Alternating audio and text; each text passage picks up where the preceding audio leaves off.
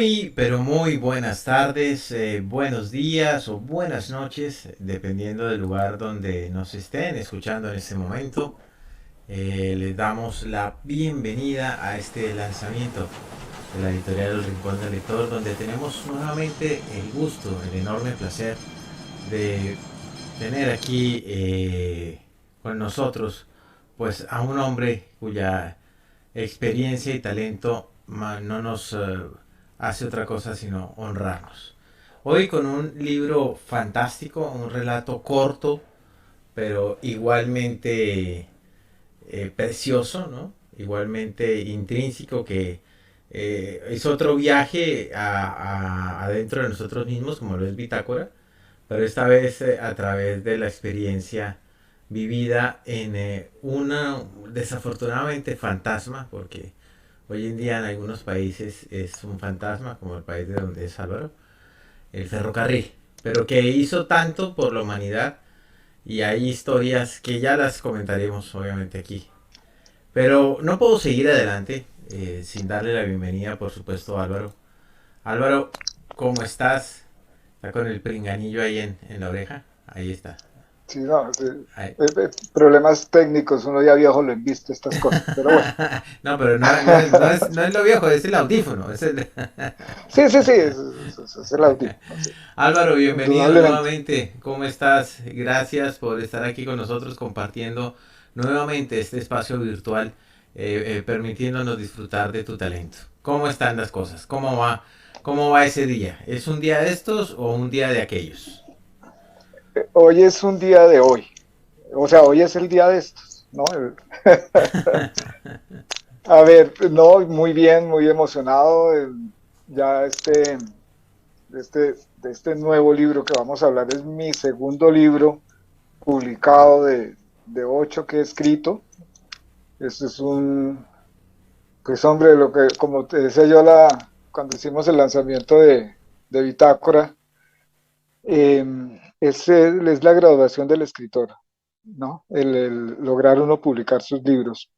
Es un esfuerzo. No hay un solo escritor que no haya hecho un esfuerzo muy grande. Y bueno, y eso son emociones. Y esas emociones, pues qué rico compartirlas con quienes lo van a adquirir, con quienes lo están adquiriendo, porque el libro ya se encuentra en la plataforma de Amazon, está disponible en Kindle y está disponible en papel. Pero antes de arrancar, un agradecimiento muy especial a ti, Ignacio, a la editorial Rincón del Lector, que son ustedes los que han hecho posible, ¿no? Todo el personal a Carmen Cacho, que estuvo al frente con esto de la corrección de estilo y la corrección ortográfica y todo eso es una aventura. O sea, quien se mete en el trabajo de escribir un libro, es un viaje, inicia una aventura. Y esa aventura es emocionante porque se va construyendo centímetro a centímetro, ¿no? Cuando una persona tiene un libro en sus manos, cualquiera, el mío, el que sea, yo creo que no alcanza a calcular todo lo que implica el trabajo y toda la cantidad de cosas que implicaron para hacer posible que ese libro lo tuviera en las manos, hasta el punto de tenerlo. Y se inicia uno inicia sin realmente saber hacia dónde conduce un libro. Yo no creo que uno tiene una idea de lo que es el tema, pero no es capaz de concretar un final, ¿no? Es una cosa muy global, pero se va construyendo poco a poco, centímetro a centímetro, y uno lo lee, lo relee, vuelve y lo lee, vuelve y lo relee, cada vez que lo relee le corrige una cosa, le quita, le añade, lo peluquea, hace todo. Y uno desayuna, almuerza y come con el libro, sueña con el libro, se despierta uno pensando en el libro, y esa es la forma en que se va, es como ir armando un edificio con muchos ladrillitos. Entonces, luego viene la tarea, ¿no? Ya con ustedes, con la editorial, es también emocionante porque uno va contando los días, cuándo será el día que el libro va a estar publicado y eso Bueno, eso es como cuando uno cuando era chiquito y le decían que el niño Dios llegaba el 24 de diciembre, ¿no? Con los regalos y uno desde el 16 de diciembre le parecía eterna la novena de Navidad porque quería que llegara ya el 24, amaneciera el 25 y uno poder destapar los regalos. Es una cosa, es una emoción muy grande, eso es indescriptible. Entonces, pues muy contento y bueno, y muy agradecido con la vida, con Dios, primero que todo. Este libro tiene unas cositas interesantes de las que vamos a hablar y unos personajes. Y bueno, siga Ignacio, a ver, y vamos a tejiendo este lanzamiento. Bueno, pues Álvaro, con ese preámbulo, pues ya creo que sabemos, ¿no? Para dónde va el libro. Eh, el ferrocarril, un monstruo de hierro que llegó a la vida de los hombres para cambiar la forma como se comerciaba, la forma como se recorría el mundo, la forma como se veía el mundo, ¿no? El ferrocarril unió territorios, pueblos, países, culturas, permitió el intercambio comercial, permitió durante muchísimos años el crecimiento cultural de muchísimas naciones en todas partes del mundo. Sin el ferrocarril no Exacto. podríamos hablar de China, no podríamos hablar de Alemania, no podríamos hablar de España, no podríamos hablar de ningún país desarrollado. Sin el ferrocarril no podríamos hablar de Estados Unidos, que creo que es el caso más perenne y cercano eh, que Claro. tenemos, ¿no? Porque pues al ser al estar allí como vecinos, pues creo que nos sirve mucho de ejemplo. Estados Unidos, reciente su independencia con la expansión, tenían un problema. Era cómo unir al país, cómo lograr que la comunicación fluyera, cómo hacer que la oportunidad y el comercio y el desarrollo cultural y el desarrollo comercial y el desarrollo de la nación como tal estuviera unificado, fuera una sola, ¿no? Y lo hicieron a Sí, través del ferrocarril, ¿no? Obviamente están todas las leyendas de los trabajadores chinos, de los trabajadores ex esclavos de color que estuvieron ahí también siendo explotados. Existe, gracias a eso, dentro de la dicotomía de mitología norteamericana, la leyenda de John Henry, aquel leñador enorme de su buey que blandía el mazo de haciendo las vías del tren y finalmente Estados Unidos fue unido. Y Latinoamérica no fue reacia tampoco obviamente al ferrocarril. Y esta imagen que tenemos en la portada de la locomotora de vapor es más que romántica, ¿no? Es una imagen que nos permite pensar y soñar en eso, en ese elemento que evoca precisamente pues esa progresión y además de esa progresión de sueño, pero además yo diría que es una caja de sueños, ¿no? Porque a través del sí, ferrocarril se enamora, a través del ferrocarril se sueña, se viaja lentamente, a conforme hoy en día se viaja lenta y poéticamente, ¿no? En el ferrocarril. Aún hoy en día en Europa el ferrocarril pues une toda Europa y sigue siendo algo espectacular poder viajar no en el tren bala, sino en un tren normalito y hay vagones panorámicos y todo eso. Desafortunadamente hay países en donde murió. Y tú nos sí. traes en esta crónica de viajes, en un día de estos, precisamente esos estertores de los últimos, de las últimas respiraciones de vapor, de las últimas palas de carbón antes de que feneciera, ¿no? El ferrocarril. Se lo robaran, mejor Comenzó. dicho. Sí, eso pasó. Pues como decías ahora, en Estados Unidos el desarrollo industrial entre el petróleo y el hierro. En medio estuvo el ferrocarril. Los Rockefeller y ¿cuál era lo del otro grupo familiar? Se me escapó el nombre, pero eran dos grupos familiares. Uno manejaba el hierro y el otro manejaba el petróleo. En La portada, la foto de la portada, que vale la pena hacerle el comentario a los que están escuchando, la tomé desde un lugar que se llama Club 60 en Flandes. Es una población ribereña del río Magdalena, o sea, Girardot. Es una, es una población en el departamento o la región, digamos, para entenderlo como en otras latitudes, de Cundinamarca en Colombia. Colombia está dividida en departamentos o regiones, pero no son federales, ¿no? Es lo global del país, aunque tiene sus propias gobernaciones y alcaldías y su manejo de consejos y toda esa cosa, pero conforman una misma nación. Entonces Girardot es una ciudad turística, súper caliente.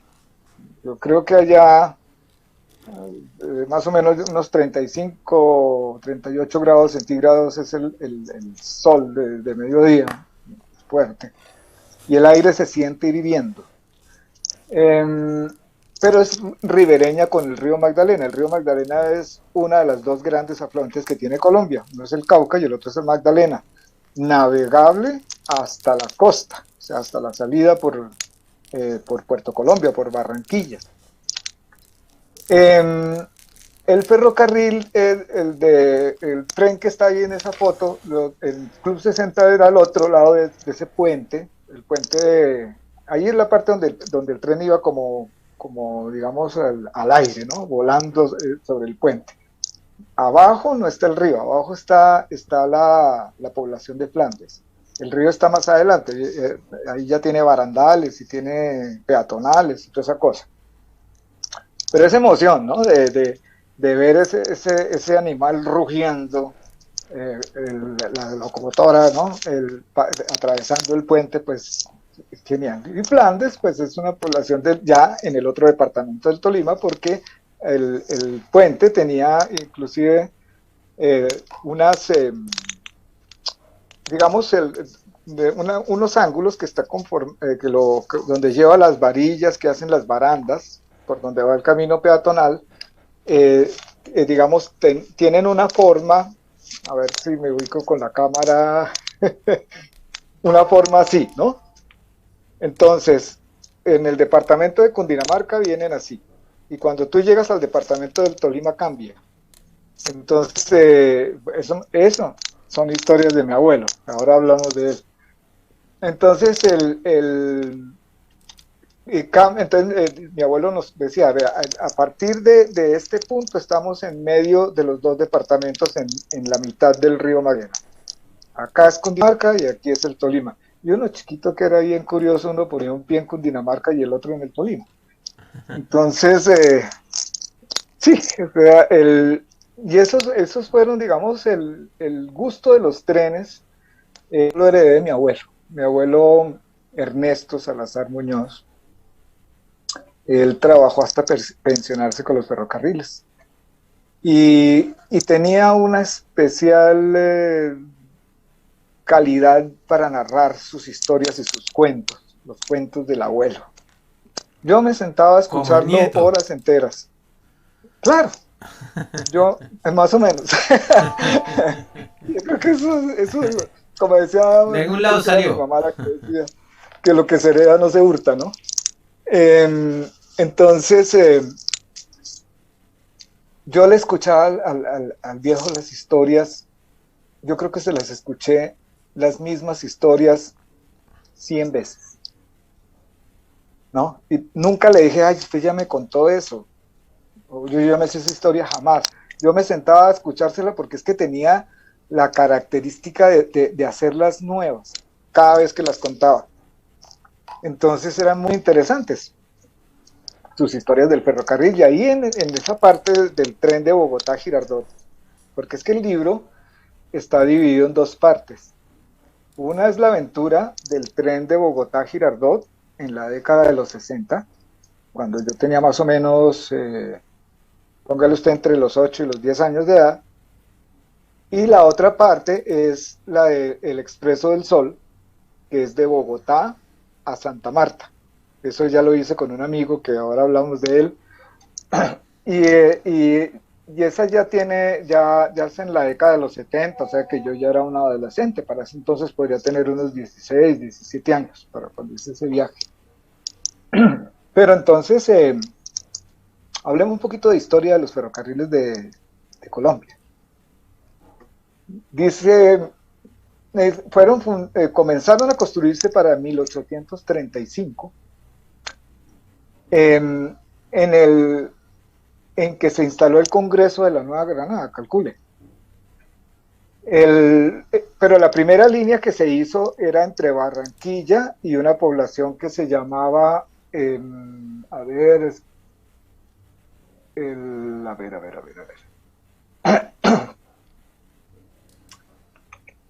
1865, Magdalena.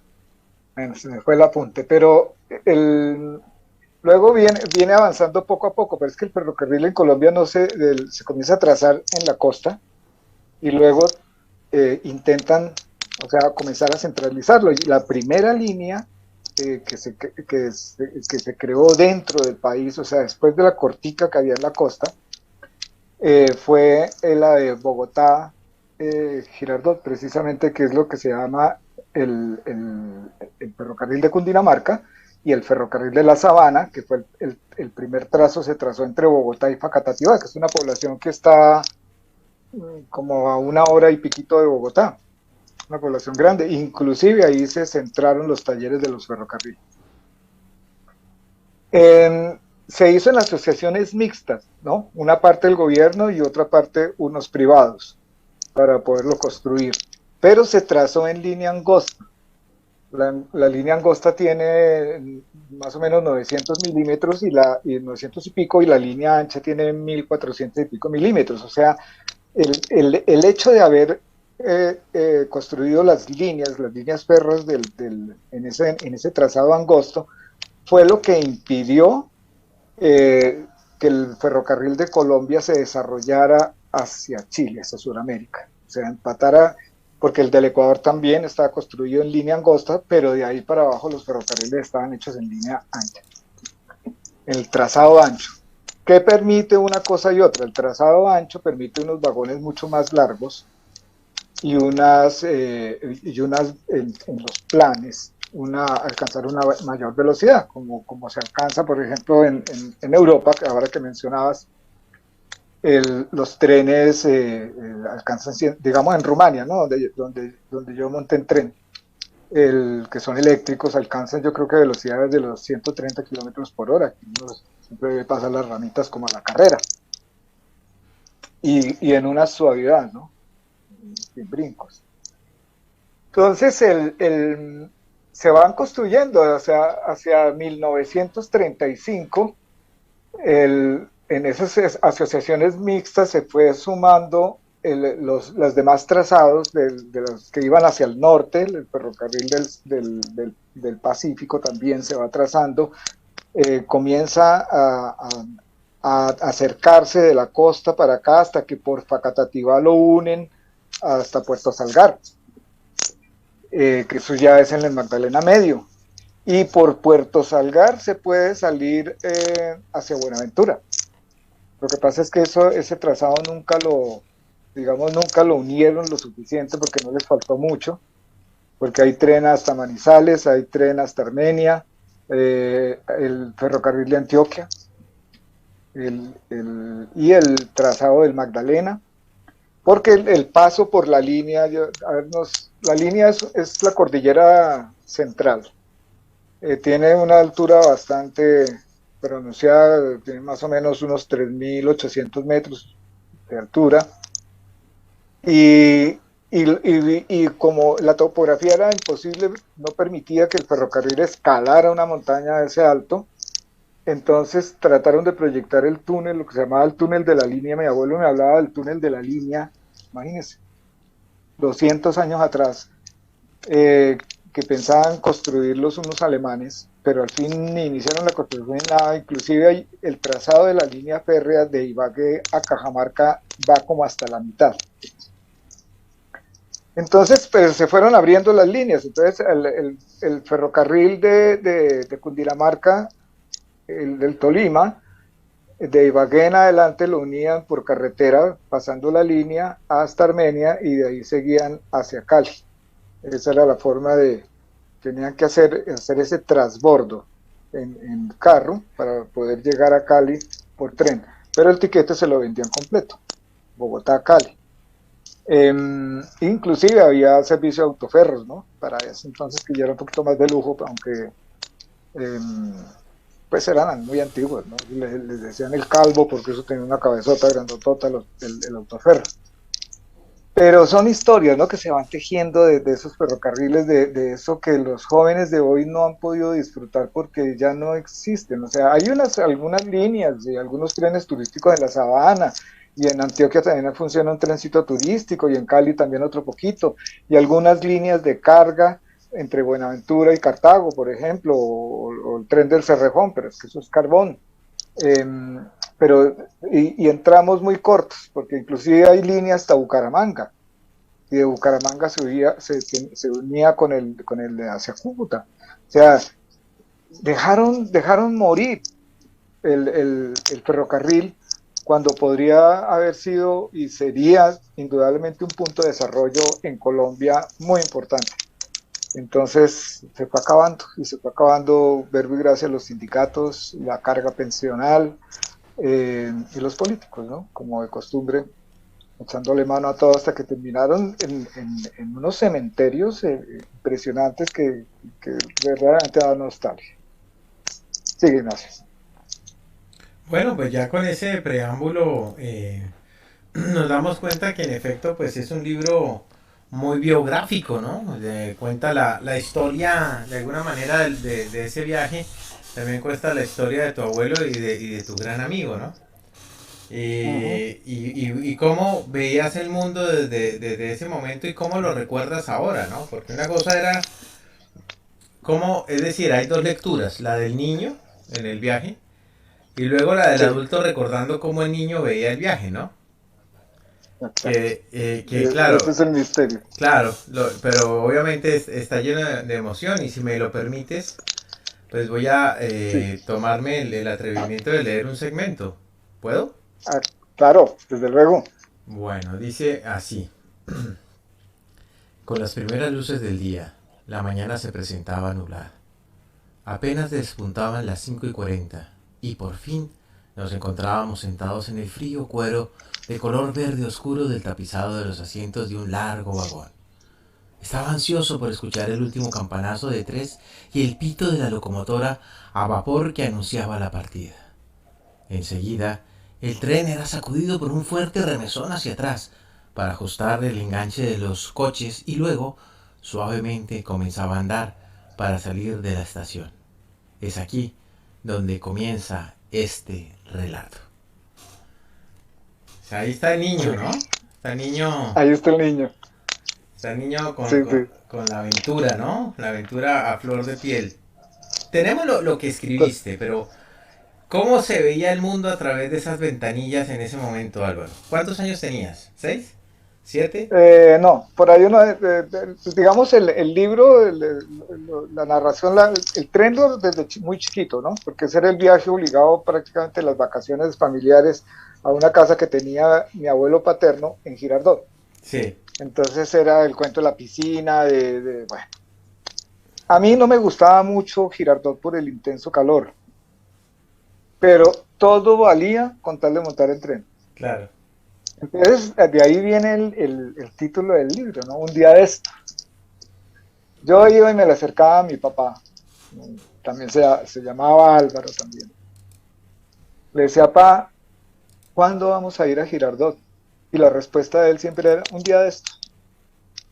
Y yo me quedaba pensando, ¿y cuándo será ese día de estos, no? Esperándolo con una ansiedad la tenaz. Había un día en que tomaba sus vacaciones, él trabajaba con la cervecería de Bavaria, también salió pensionado de ahí, y, y había que esperar a que él tuviera vacaciones para podernos ir a Girardot en tren. Esa era la locura. Pero te digo que todo valía, todo el calor, los zancudos, eso uno Yo, pequeño sí, en medio de un calor de esos es terrible. claro. Pero yo creo que Entonces, lo resumes muy bien en este pedazo, ¿no? Dice, Un día de sí, estos. Era todo lo que recibía por respuesta de mi padre. Y si insistía, la respuesta era la misma. Luego me quedaba divagando por saber cuándo sería ese día.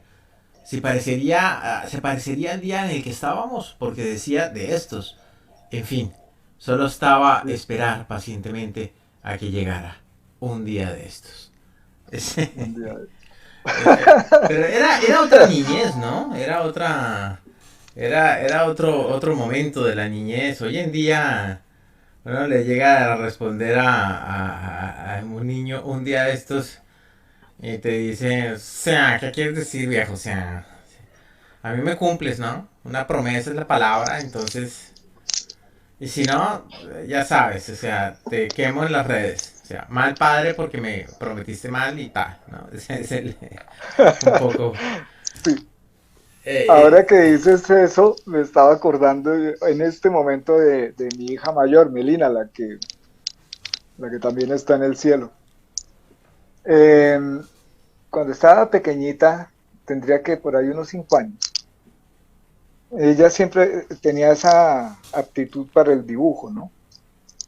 Y un día me alcanza una hoja y me dice, pa, dibújame un tren. Que yo siempre he hablado de los trenes, me imagino que sí, ella habrá oído escuchar de trenes por historias. Entonces yo le dibujé una carrilera y me dice, y el tren, le dije, ahora pasa. como, como los chinos, como tú estás diciendo, los de ahora no son como éramos nosotros de inocentones. sí. No, pa, no va a pasar, dibújalo. Ahí está. Es un circo. Ahí está. ¿Cómo veía yo digamos, el mundo, ¿no? Desde las ventanillas del tren. Lo iba observando paso a paso, ¿no? La sensación de la sensación de la llegada a la estación, de buscar, ubicar el coche donde nos íbamos a sentar, eh, mi papá ajustar las ventanillas, porque entonces eran esas ventanillas de alzar así, y por lo general se soltaban y eso no eran livianitas. Sí, En cambio, no. uno de chino iba a tener la cabeza, los brazos y medio cuerpo afuera. Entonces, pero lo hermoso del paisaje, que es lo que se describe en el libro, ¿no? Se describe el viaje. Em, Porque el Expreso del Sol es más aventura de un adolescente que el Bogotá Girardot. El Bogotá Girardot es muy descriptivo en el mismo recorrido. ¿Por qué? Porque yo iba observando cómo iban cambiando la vegetación.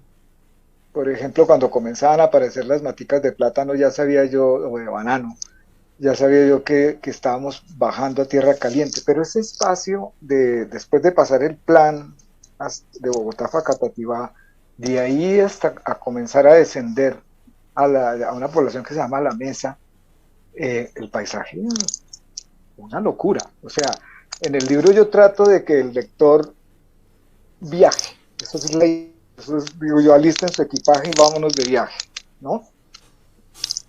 Yo trato de ser tan suficientemente descriptivo para que el que está leyendo se siente en el asiento del vagón y se reduzca a 10 años de edad, ¿no? Y comience a viajar conmigo. Y en el otro, pues también, ¿no? Pero ya con un muchacho. Claro. Mm, pero entonces esa emoción, ¿no? Yo no pestañaba, que tú me puedes creer que de lo que yo tengo memoria, mi mamá que está escuchando, yo me imagino que ya está conectada. Un saludo a mi mamá Soledad, entre otras cosas. El, yo creo que yo no dormía, yo no me acuerdo de haberme quedado dormido en el viaje.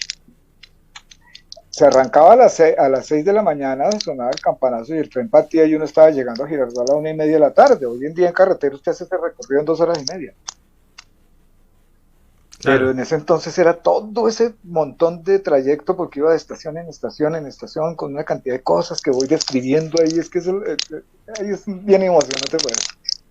Entonces, yo no me quedaba dormido. Era tanta la expectativa y la emoción que a veces yo me recuerdo que sí cabeceaba un poquito de sueño ya cuando estábamos casi llegando a Girardot con ese calor que entraba por las ventanillas tan terrible, pero no lograba el sueño vencer. Yo estaba siempre, siempre atento a cada centímetro del viaje. Si yo no me perdía uno, lo que hacían los guardafreneros, cómo frenaba el tren, el sonido, que son las ruedas con las puntas de los rieles. Toda la Y sinfonía. eso es una sinfonía, exactamente. Es como un ruido de tambores, ¿no? Como, no un ruido, sino como un ritmo de tambores, porque es muy, muy exacto, muy rítmico. Y bueno, para mí era una fantasía todo esto. Las historias de mi abuelo, por ejemplo, cuando viajamos con él, me iba indicando los funcionamientos del tren, lo que hacía el uno, lo que hacía el guardafrenero, lo que hacía el maquinista. Bueno, historias. Y entonces, pues claro, eso hacía mucho más emocionante el viaje porque era ese conocimiento. Él me llevaba a los talleres de los ferrocarriles y de uno ver esas máquinas inmensas y uno chiquito, pues las ve más grandes. Inclusive en el libro creo que al final hay una foto mía cuando estoy pequeño, junto a una máquina de vapor en Girardot. Y, y también en la casa, ¿no? Pasaba cuando fuimos a vivir al norte de la ciudad, el tren del norte, que cruzaba hacia Usaquén y me imagino que iría hasta Zipaquirá, Nemocón, esas partes de ahí. Nosotros nos íbamos caminando hasta la línea del ferrocarril para ver pasar el tren. Y muchas veces algunos de los maquinistas que lo conocían a él le pitaban, lo saludaban con el pito. Entonces yo tuve una infancia de trenes. Por eso lo primero que hice cuando llegamos a Rumania fue buscar la forma de montar en tren. Claro. En el 2017, porque llevaba muchos años sin subirme a un tren. Entonces mi hija nos lleva de entrada a la semana de haber llegado porque ella estaba preparando su tesis de grado, no, la tesis no, su grado, estaba muy ocupada, entonces nos va y nos suelta a mi esposa y a mí en una playa en el Mar Negro que se llama Bamabeche. Y nos dice, bueno, aquí van a estar una semana, dentro de una semana vengo por ustedes y regresamos a Bucarest. Entonces, bueno, nosotros pasamos con mi esposa la semana sin, bueno, con un inglés muy, ¿no? Muy pequeñito y cero rumano, pues ahí nos defendimos. Y al regreso mi hija me llamó, me dijo, entonces yo el sábado estoy llegando allá para traerlos. Le dije, no, no, no, no, no, no, no, no nos vaya a traer, nosotros nos vamos en tren. Pues claro, nos inventamos la forma con mi esposa y llegamos a Bucarest en tren. Entonces, yo no podía perder ese papayazo, pues, de subirme en un tren, es una locura. Y hicimos otro viaje también hacia otra ruta, ¿no? Mi esposa y yo solos en el tren. Pero entonces lo chistoso es como anécdota, ¿no? Lo cuento es que cuando estábamos llegando a Bucarest la llamé, ¿no? Le dije, nena, ya estamos llegando a Bucarest para que nos recojas en la estación. Le dije, pues si fueron capaces de venirse desde allá, desde Bamabeche hasta Bucarest en tren, pues ahora yo creo que van a ser capaces de coger el metro hasta la casa. Sí, Y el metro es otra cosa, tú qué sabes cómo es eso, ¿no? sí, Uno claro, sí. se mete en Es una otra estación de esas estructura. y, no, no, no, es una Comenzando locura por ya la después gente, el atiborramiento. Bueno, eso es otra aventura, sí. es otra. Y ahí hay unas anécdotas muy chistosas que algún día las contaremos. Pero bueno, sigamos Bueno, Álvaro, con... ya sabemos que el mundo lo veías a través o acompañado con esa sinfonía que era el ferrocarril, pero ¿qué esperaba en ese momento ese niño? ¿Qué pensaba de su futuro? ¿Cómo veía? ¿Qué le importaba en ese momento? ¿Tenías alguna preocupación o simplemente era el viaje en el tren? Mm, Mira que es que la infancia, los muchachos de hoy en día tienen otra infancia, son una generación con una mentalidad completamente diferente. Los chinos de hoy en día nacen con disco duro. Sí. Eh, Y también con ansiolíticos. de todo, Mm. ¿no? Uno en esa Sí. época no tenía una infancia de ansiedades, eh, demasiado sano. O sea,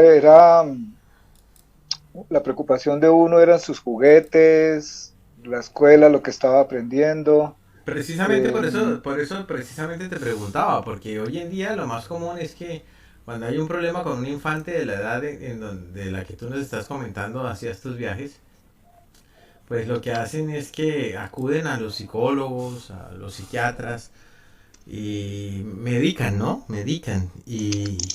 Y entonces yo digo, bueno, si esta gente se hubiera encontrado con Tom Sawyer o con Huckleberry Flynn, ¿qué había pasado, no? Los meten a la cárcel. O obvio. los... Y es que en la época nosotros no habían psicólogos. ¿Quién dijo esa vaina? El psicólogo era una chancleta. Terapia de Ese era el choque. psicólogo, sí, terapia de choque.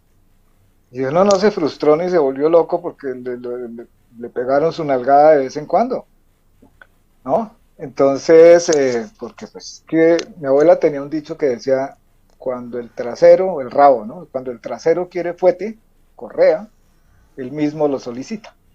Entonces, porque pues uno de todas maneras, uno era muchachito, de mis hermanas mayores, porque pues la infancia, yo la pasé fue con mis dos hermanas, ya mi hermana menor viene mucho más adelante,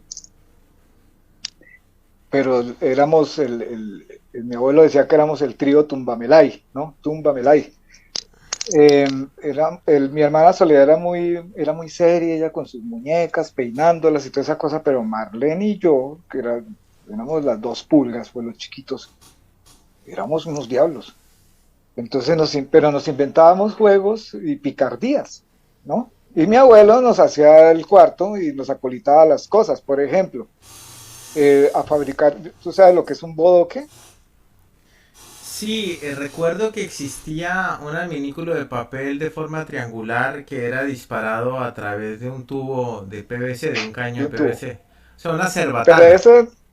en ese tiempo no había PVC.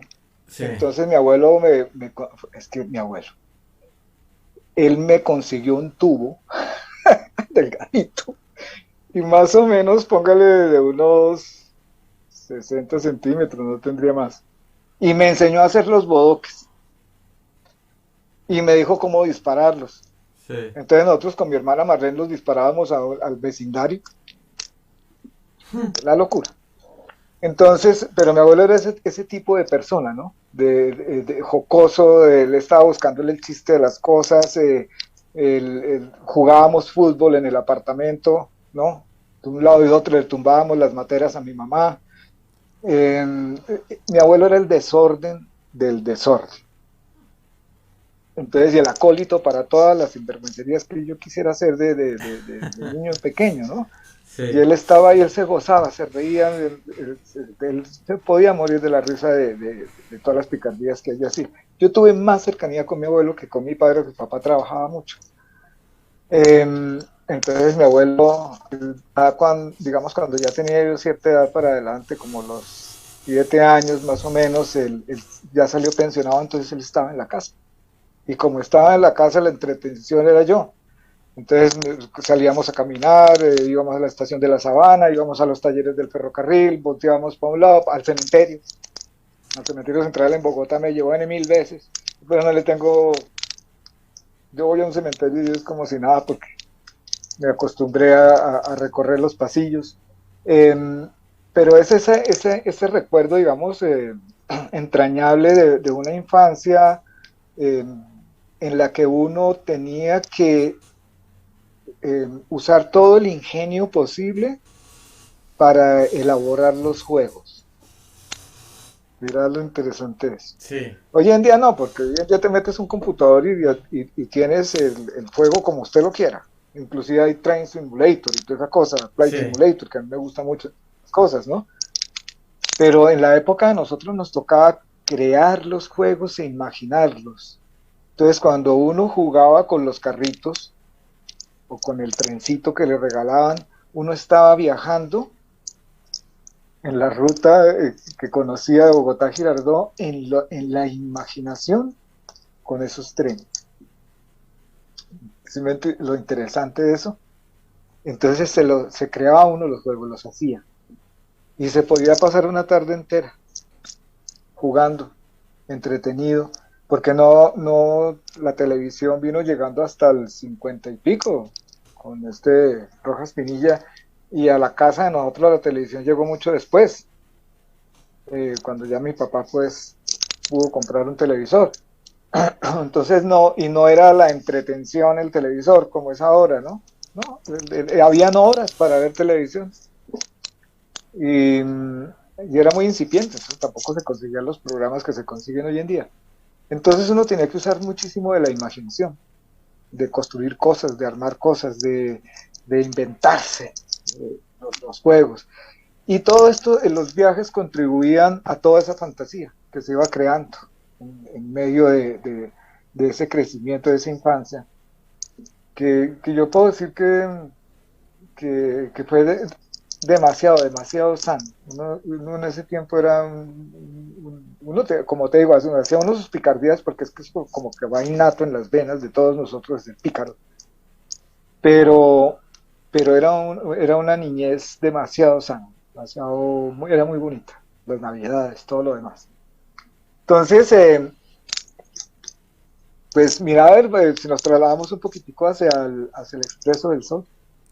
Claro, claro, sí, por supuesto. Ya es otro viaje. Vienes de esa niñez con tu abuelo y ahora retomas la aventura joven con tu gran amigo, ¿no? Uh-huh. ¿Cómo comienza ese viaje? ¿Cómo habían cambiado los trenes ya para ese entonces? ¿Era el mismo tren?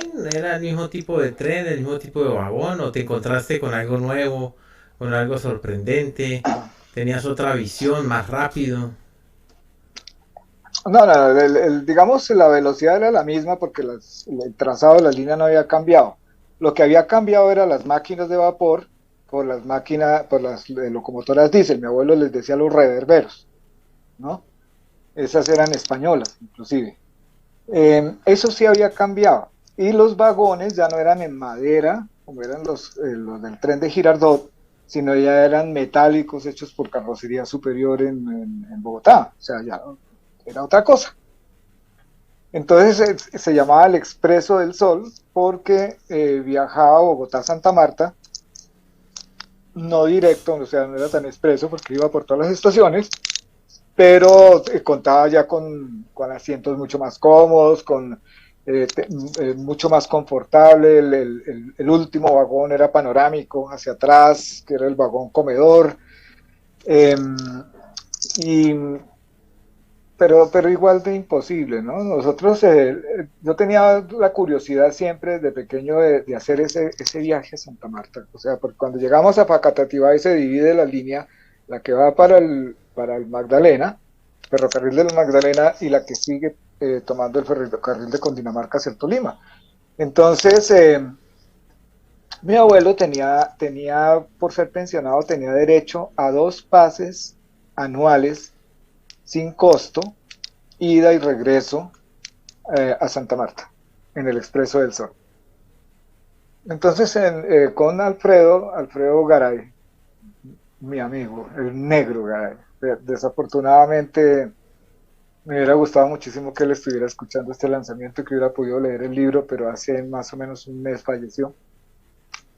Entonces valga la pena recordarlo y con mucho afecto y enviarle un saludo a su familia, a su Pues hermana seguro está Miriam, a su escuchando y hermano seguro va a Fernando. leer el libro también.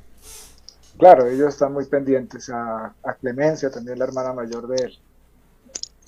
Entonces, un día le dije yo al negro, le dije, oiga, mi abuelo tiene derecho a esto, yo voy a decirle a ver cómo se puede hacer para que nos transfiera los pases y nos vamos para Santa Marta los dos. Entonces, le hice la propuesta a mi abuelo y me dice, no, está difícil porque es que esos pases salen con un nombre, el nombre de él y el nombre de mi abuela.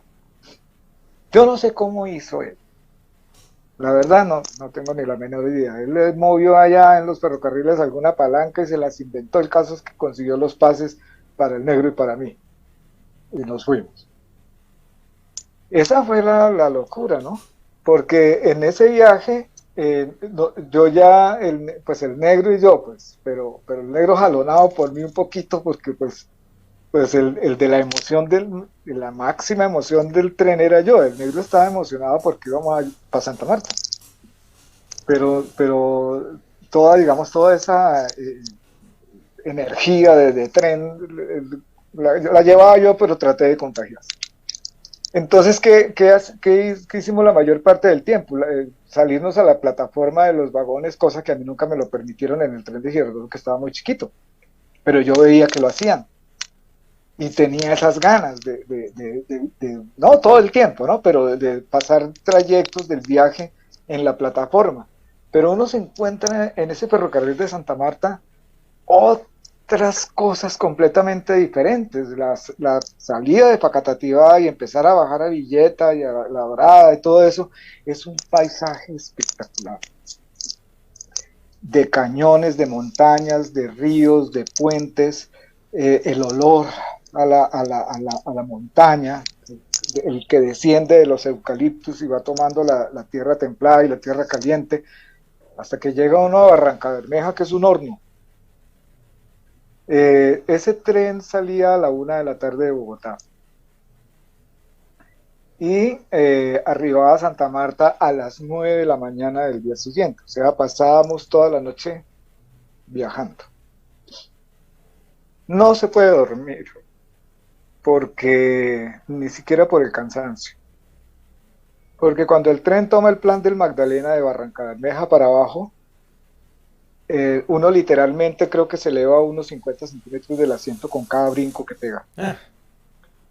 Porque yo no sé si antes fue mejor, me imagino que sí, pero creo que la línea ya empezaba a verse deteriorada, entonces ya los rieles no están perfectamente alineados, sino son jaloneos a los lados y como vacíos en el mismo, y con el mismo peso del tren eso cae ¡pum! Durísimo, claro. Y uno sale para arriba y otra vez para el asiento.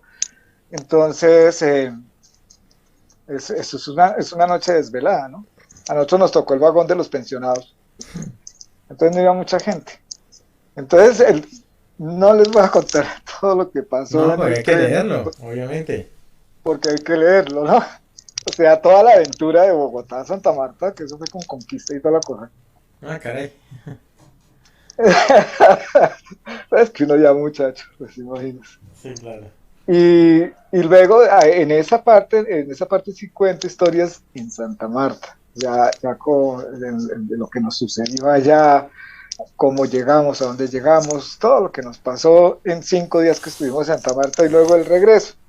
Y ahí en esa historia del tren de Santa Marta, al regreso hay 2 historias simpaticísimas con Alfredo. Que no se las voy a narrar acá porque lo tienen que leer. Sí. Inclusive me permitieron por espacio de 2 estaciones en absoluto secreto conducir la locomotora y ahí les cuento cómo llegué yo ahí. O sea, cómo logré que el maquinista se dejara acceder a los controles, claro. Accediera a uno, exactamente. Sí. Porque es una locura. Álvaro, ¿en qué se parece el tren a la vida? En que tiene un inicio y un destino. Ya. Diría yo. Sí. ¿No?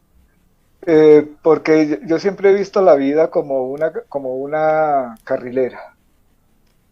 ¿En qué sentido? En que uno tiene un punto donde viene a la vida, donde inclusive es engendrado desde ahí mismo, pero digamos desde el momento en que da a luz, en que nace, es una línea recta hasta una cruz. Sí. Todos. Lo que pasa es que uno hace lo del tren, ¿no? ¿Y quién es el maquinista de ese tren? ¿Uno o...? Debe ser uno, ¿no? Desafortunadamente, la vida de algunas personas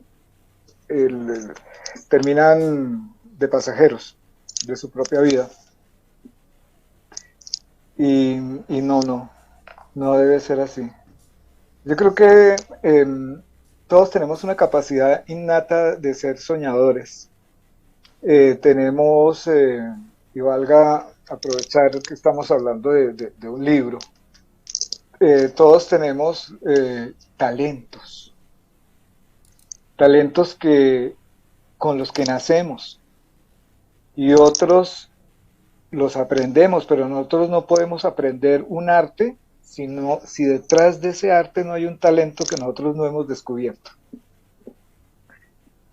Y, y eso se hace en ese abanico de la imaginativa, del soñador, del pensador, del empezar uno a buscar una cosa y otra y a encontrarlo. De ahí surge el ingeniero, surge el pintor, surge el médico, surge el escritor. Van surgiendo y pueden surgir en cualquier etapa de la vida. Lo que hablábamos de bitácora, ¿no? Que el escritor en mí estuvo dormido de 54 años Sí. y arranca en la cama de una clínica cuando ya todo estaba por acabarse supuestamente con un cáncer de médula. Eh, es donde parte, de ahí inicia en la cama de la clínica, arranca el escritor. Y de ahí, del año 2008 hasta aquí, he escrito 8 libros e infinidad de columnas que he publicado a través de las redes sociales. O sea, se descubrió un talento. O sea, yo ya lo traía, pero no lo había descubierto, no lo había puesto por obra. Entonces Lo, nunca es lo tarde. traías, pero no creías Mucho, en él, ¿verdad? Tal vez. sí, posiblemente, ¿no? Porque hacía otras cosas, el comercio, esto, ¿no? Eh, yo creo a mí cuando alguna persona me dice, no, es que yo ya estoy viejo, no, ya viejo, ya para qué, yo tengo 68 años, tengo muchas ganas de hacer más cosas. Entonces cuando uno ya está viejo, entonces como que se limita y como que se encierra y dice, es que yo ya lo que hice no lo hice, con quién digo eso. La cruz es el día de cruz, ni un día antes. O sea, cuando uno se muere, lo que estoy tratando de decir. Sí, Mientras usted llegue allá, haga todo lo que se le ocurre y lo que pueda hacer, ¿no? sí. Y descúbrase talentos. Por ejemplo, mi hija mayor descubrió su talento para la pintura, que pero lo traía muy guardado en un viaje que hizo al Brasil. Allá se dio cuenta que podía pintar y vaya a la calidad de artista que era esa niña. Eh, Otros, por ejemplo, como mi hija Ángela, que estudió medicina veterinaria y ahora es geóloga, han sido sueños de su infancia, que los hace realidad. María del Mar, que tú la conoces, que es comunicadora social, Francisco, que es ingeniero, todos son talentos construidos desde su infancia. Francisco desbarataba un balín para ver qué tenía por dentro. De hecho, era muy curioso con las manos y hoy en día es ingeniero. Entonces, María del Mar ha sido muy líder y hoy en día es comunicadora social. Entonces, uno con los hijos puede ayudar, no, uno no tiene que decirles que usted tiene que estudiar esto, no, lo que ellos quieran. Pero uno como padre tiene que ir más o menos como observándolos, descubriéndolos sus talentos y ayudándolos a empujar. Esa es una tarea que se hace en el hogar entre mi esposa y yo, lo hicimos con los hijos. Entonces, la herencia, yo siempre les dije a ellos, la herencia que les vamos a dejar sus papás es que ustedes desarrollen sus talentos. No esperen nada más. Que ustedes logren desarrollar sus talentos y sean personas que sean capaces de conducir su vida, ser los maquinistas de la vida. Sí. Esa es la forma como yo veo la vida de esa manera. Ya tú dirás, ¿de qué forma la ves tú? No, no, yo aquí ejerzo simplemente funciones de preguntarlo, buscarle la comba al palo, como dirían por ahí antiguamente, ¿no? Entonces Sí, sí, sí. yo mis opiniones. Aquí ya llegando al final, quiero leer es que a mí me encanta leer, ¿no? Y me encanta tu obra, por supuesto, aquí en la editorial, nos encanta. Quería leer Sí. esto, Álvaro. Veía con asombro cómo los pasajeros entraban en una especie de esquizofrenia en las estaciones. Esto se repetía como un ritual en todas. Corrían de un lado a otro, entremezclados con toda clase de vendedores de vainas, tratando de visualizar desde fuera un vagón con asientos disponibles, pues una vez se oyeran los pitazos de partida, el tren arrancaba y había que subirse como fuera, incluso en movimiento. Al detenerse, los que bajaban se entremezclaban atropelladamente con los que subían. Dentro de los vagones era una locura, pues los que subían por un extremo del vagón caminaban apresuradamente para ganarle los puestos a los que subían por el otro extremo. Entre tanto, los que bajaban tenían que abrirse paso cargando sobre sus hombros o cabezas el equipaje. Los rezagados, ya con el tren en marcha, caminaban por los pasillos en busca de un lugar donde acomodarse. Algunos terminaban en el interior, sentados sobre sus equipajes en medio del pasillo, y los que no, en las plataformas, sentados en las escalerillas. Sí, Eh, la locura. exacto, ¿no? Eso, yo creo que pues lo que logras relatar en este libro a través de esos viajes es un momento de la vida, ¿no? Un momento de la vida de los hombres, un momento congelado en el tiempo, en tu memoria, en tus emociones. Y uno puede hacer una analogía de lo que es la vida a través de las estaciones. Y eso siempre se ve hoy en día, inclusive en las estaciones de metro, en las estaciones de tren. Por ejemplo, la estación de tren de Nueva York es una locura, ¿no? Es una Me cosa, imagino. bueno, dio hasta para que grabaran ahí una escena icónica de Los Intocables, ¿no? Por todo lo que trae consigo este misterio del tren, este misterio de este viaje forjado en hierro e impulsado a punta de candela, ¿no? Porque ese es el tema es ese, que ese viaje de la locomotora eran las paladas de cartón y era hirviendo, era caliente, ¿no? Lo mismo, pues, Claro, un poco el, la vida también es así. Así que ya terminando, Álvaro, este lanzamiento, la verdad el libro es espectacular, es cortito, ¿no? Pero es sustancialmente exquisito, ¿no? Eso es como el bocato de Cardinale, como el postre perfecto. Es un poco lo que transmite este libro cuando se lee.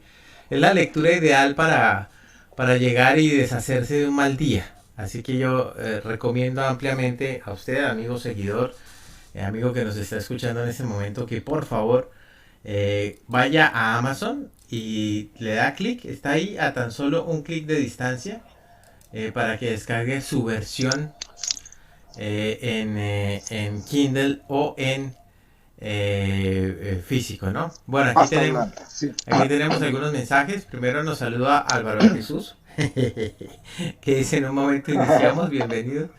Luego tenemos a Leonardo Sierra desde Bogotá, Colombia, que nos dice saludos. El doctor Petrovsky también manda saludos. El pastor Percy nos dice saludos cordiales Ah, desde Los Ángeles, California. Allá, muchas gracias. California. Pastor Gracias, Cecilia pastor. Qué alegría Daneri. tenerlo. Cecilia Daneri, nuestra querida amiga Cecilia Daneri. Saludos Álvaro y Nacho, gran abrazo. Creo que los rieles de la vida están más desalineados que ese camino que describes. Gran desafío. Ahí está. Sí, Sí. depende. Dependiendo del ferrocarril de cada quien, están oxidados, desalineados, torcidos, reparados, macheteados. Hay puentes donde tiembla el tren. Bueno, ¿qué podemos decir? Álvaro, después de estos mensajes y ya para finalizar, ¿cuál es el mejor combustible para ese tren que es la vida? Para que siempre esté en marcha, para que no se detenga, para que vaya con un ritmo adecuado y constante. Yo diría que la esperanza, porque cualquiera se le puede ocurrir de primera mano decir el amor. Pero es que nosotros como seres humanos somos un balance de muchas cosas. Nosotros tenemos emociones y sentimientos. Y entre las emociones y los sentimientos recogemos mucho amor, emociones amorosas, pero también la vida misma nos proporciona, en la medida en que va avanzando la vida, nos va proporcionando también cicatrices, heridas, dolores. Entonces, y pueden no ser tan satisfactorios para decir uno que ama el dolor, porque nadie lo ama, pero tiene que convivir con él, vivir con él. Entonces, por eso yo digo, es la esperanza. Porque el camino de la esperanza es lo que hace posible el amor. La esperanza hace posible superar las dificultades en la vida. La esperanza hace posible la fe misma. La esperanza hace posible la vida. Sin esperanza no habría, yo creo que no tendríamos un futuro y la vida sería demasiado oscura. Como ya estamos terminando, yo creo, ¿cierto, Ignacio? Sí, señor. Entonces, yo quería comentarles a todos que este libro de Un día de estos entró en el concurso literario de Amazon 2022. Entonces, para que me ayuden a hacer fuerza a ver si nos lo ganamos.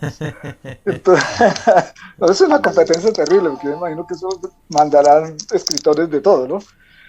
Pero ¿qué va a hacer? Sí, bueno, ¿Qué va a pues, hacer que sea un día de estos? ¿qué tal que pase un día de estos? Exacto, sí, señor. Bueno, Álvaro, yo creo que la de la esperanza es absolutamente genial como el libro. Es el segundo de muchos, vienen muchos en camino. Todos, a Dios gracias, van a estar con el sello de la editorial, Dios mediante. Es un placerzazo a ti y para todos nuestros escritores. Pues nosotros, ustedes saben que le ponemos todo el amor y toda la fuerza, ¿no? Aquí Sí, sí. tenemos más saludos. Nina Salazar, felicitaciones, hijo, lo lograste. Esa es mi mamá. La mami, vale, muy Gracias, bien. mamá. Sí, Saludos, sí, sí, sí. Álvaro. Muchos éxitos con el nuevo libro, te dice Andrés Ocampo. Del campo, sí. Tu mamá solita dice Qué bueno. un abrazo, tu Ese mamá es un buen solita. amigo. Y mi hermana Claudia también es que escribió ahí, recordé Sí, muchas cosas del abuelito. Esa es mi hermana Claudia, la menor. ahí está, sí, señor. Hay que volver a hacer el viaje en And- familia, Álvaro, en un trencito de esos que haya por ahí en Colombia andando, no sé. Aunque sea en un train simulator, no sé, de alguna forma. En un El que metaverso iba de también tren enviarle ahora. un saludo a Andrés Ocampo. Él sabe que en esta casa se le estima grandemente. Bueno, El, señor. sí, es emocionante todo esto, definitivamente. No, pues claro, Em, ¿cómo no? Imagínate. Segundo, yo le quiero dejar un último mensaje cortiquitico a los escritores, y es que no se pierdan la emoción de esa etapa del trabajo de corrección de estilo de un libro. Porque uno escribe, pero quien hace la corrección es un profesional en hacerlo. Eso es el trabajo de la editorial. Uno no puede andar en la procesión y repicar la campana al mismo tiempo. En el trabajo de la corrección de estilo de los 3 libros, porque ya se hizo el del Espíritu Santo también, que es el próximo que creo que está por salir. Eh, Se da uno cuenta de que ese trabajo que hace la editorial es como encenderle luces al libro, porque uno escribe, pero puede dejar, digamos, partes oscuras o poner obstáculos en los que el lector llega y comienza a girar. Y el trabajo de la editorial es iluminar esas partes oscuras y disminuir el tamaño de los obstáculos. Es importantísimo. Y vivir esa experiencia con la editorial es una delicia porque aprende uno cantidades, aprovechenla. Eso quería dejarles como mensaje. muy bien, Álvaro. Pues bueno, muchísimas gracias, Álvaro, por ese mensaje y gracias por compartir estos minutos de tu vida con todos nosotros. Gracias a todos los seguidores, a tu familia, pues un abrazo y una felicitación enorme. Señora Nina Salazar, lo logró, usted lo logró. Hizo un gran ser humano. Mis felicitaciones y mi admiración. Y bueno, y tus hijos, Álvaro, también. Tú también lo lograste, ¿no? Todos son un dichado de sorpresas, a Dios gracias. Sí, muy diferentes todos. Y tus libros que también son hijos, pues bueno, aquí los vamos sacando uno por uno. Bueno, a todos Uno ustedes, por uno. sí, porque, no, o bueno, de pronto el próximo lanzamiento lo hacemos de dos en dos, así nos rinde más. Bueno, bueno, a todos Sí, ustedes muchísimas gracias por habernos acompañado, ha sido un verdadero placer. Un día de estos nos volvemos a ver aquí en la editorial, un día de estos encontramos las respuestas a nuestra vida, un día de estos podemos tener esa experiencia maravillosa dándole clic a el enlace para ir a Amazon y adquirir la versión física de un día de estos o su versión en Kindle. Álvaro, muchísimas gracias. A todos ustedes, muchas gracias. Nos vemos en un próximo lanzamiento de la editorial del Rincón del Lector. Bye bye. muchas gracias.